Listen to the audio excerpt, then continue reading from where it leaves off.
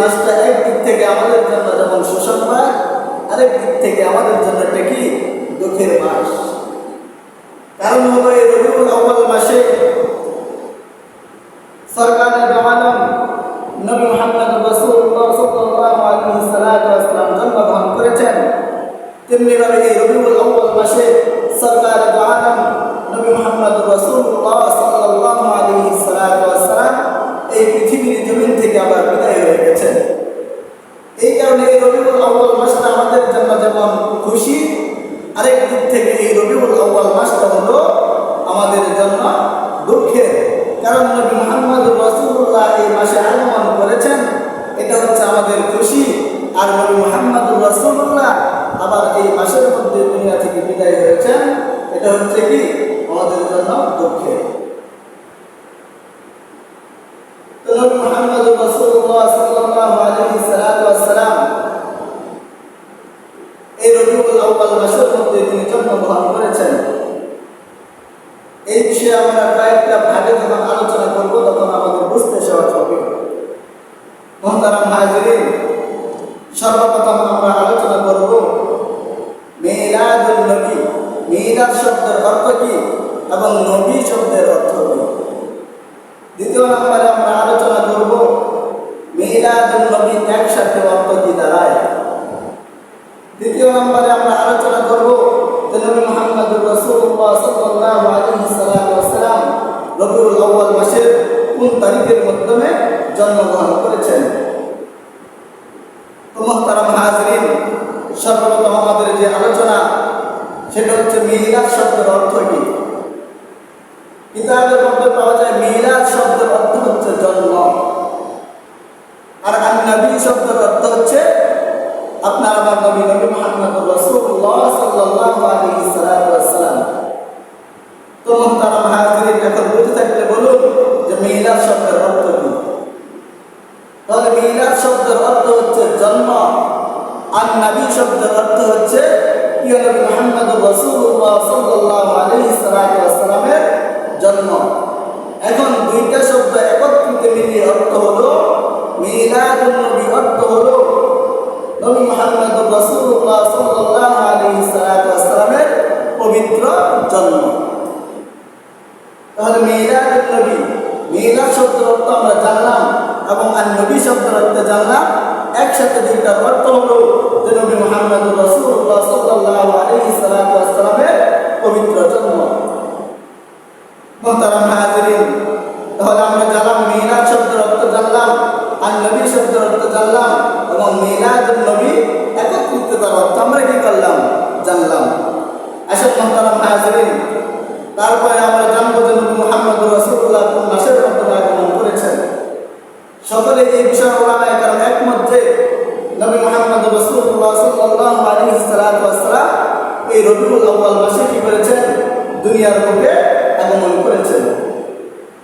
মুহতারাম হাজিরিন, তৃতীয় নম্বর আলোচনায় আসেন যে নবী মুহাম্মদ রাসূলুল্লাহ সাল্লাল্লাহু আলাইহি ওয়াসাল্লাম রবিউল আউয়ালের কত তারিখে নবী মুহাম্মদ রাসূলুল্লাহ দুনিয়াতে আগমন করেছেন।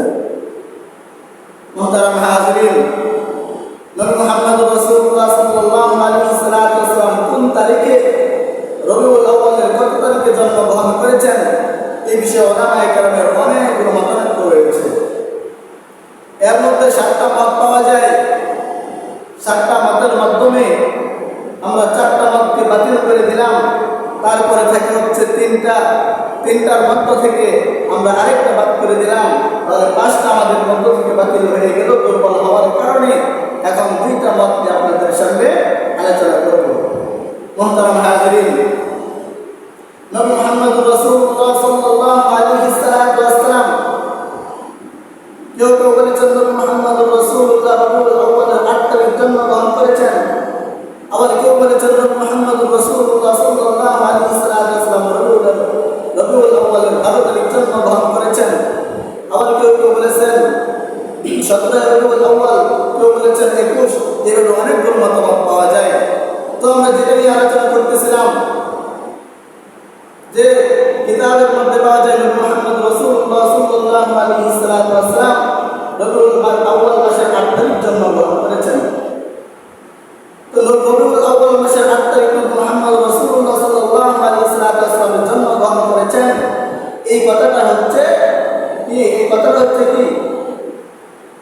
কথাটা হচ্ছে স্পষ্ট এবং মুহাম্মদ রাসূলুল্লাহ সাল্লাল্লাহু আলাইহি ওয়াসাল্লামের 12 রবিউল আউয়ালের কথা বলা হয়েছে। তিনি 12 রবিউল আউয়াল জন্মগ্রহণ করেছেন, এটা হচ্ছে মানুষের মধ্যে কি প্রসিদ্ধ। তাহলে রবিউল আউয়ালের 8 তারিখে জন্মগ্রহণ করেছেন, এই কথাটা হলো বিশুদ্ধ। আর নবী মুহাম্মদ রাসূলুল্লাহ সাল্লাল্লাহু আলাইহি ওয়াসাল্লাম 12 রবিউল আউয়ালে জন্মগ্রহণ করেছেন, এই কথাটা হলো প্রসিদ্ধ। তাহলে আমার কাছে মনে হয় যে 8 রবিউল আউয়ালের যে মতামত, এটা আমার কাছে গ্রহণযোগ্য মনে হয়। তো মুহতারাম হাজিরিন, নবী মুহাম্মদ রাসূলুল্লাহ সাল্লাল্লাহু আলাইহি ওয়াসাল্লাম রবিউল আউয়ালের 8 তারিখ জন্মগ্রহণ করেছেন।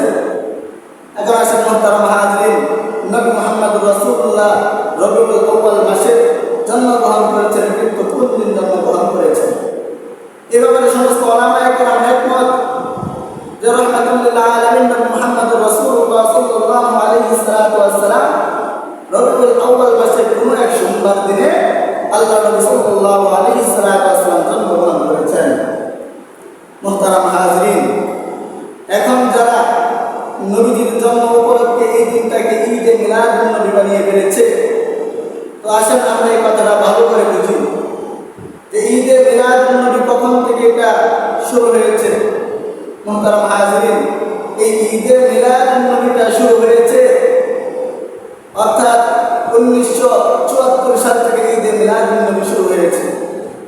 তার আগে আপনাদের সামনে আরেকটা কথা স্পষ্ট করে নেই, নবী মুহাম্মদ রাসূলুল্লাহ সাল্লাল্লাহু আলাইহি ওয়াসাল্লাম বলেন যে মুসলমানদের জন্য ঈদ হলো দুইটা, একটা হচ্ছে ঈদুল আযহা আর একটা হচ্ছে ঈদুল ফিতর। তাহলে এখন বলতে থাকলে বলুন মুসলমানদের জন্য ঈদ কয়টা? মুহতারাম হাজিরিন, আমরা জানলাম যে নবী মুহাম্মদ রাসূলুল্লাহ সাল্লাল্লাহু আলাইহি ওয়াসাল্লামের জামানা থেকে মুসলমানদের জন্য ঈদ হলো দুইটা, একটা হচ্ছে ঈদুল ফিতর আর একটা হচ্ছে ঈদুল আযহা। মুহতারাম হাজিরিন, আল্লাহর নবী মুহাম্মদ রাসূলুল্লাহ সাল্লাল্লাহু আলাইহি ওয়াসাল্লাম তিনি দুইটা ঈদ পালন করেছেন, সাহাবায়ে কেরামকে দুইটা ঈদ পালনের ব্যাপারে আদেশ করেছেন এবং তাবেঈন সকলকে দুইটা ঈদ পালনের ব্যাপারে বলেছেন। এবং নবী মুহাম্মদ রাসূলুল্লাহ হাদিসের মধ্যে বলেছেন যে লা তাত্তাখিযু শাহরান ঈদান, তোমরা কোনো মাসকে ঈদ বানাবে না, এবং লা তাত্তাখিযু ঈদান অর্থাৎ তোমরা কোনো দিনকেও কি করবে না, ঈদ বানাবে না। তো আজকে যারা নবী মুহাম্মদ রাসূলুল্লাহ সাল্লাল্লাহু আলাইহি ওয়াসাল্লামের জন্ম দিবসকে উৎসব বানিয়ে যারা ঈদে মিলাদুন নবী পালন করে, এটা নবীজির কোনো সুন্নাত হতে পারে না, সাহাবায়ে কেরামের কোনো আমল হতে পারে না, অর্থাৎ এটা হচ্ছে সুন্নিদের মন করা মতামত, তাই এটা কি বিদআত।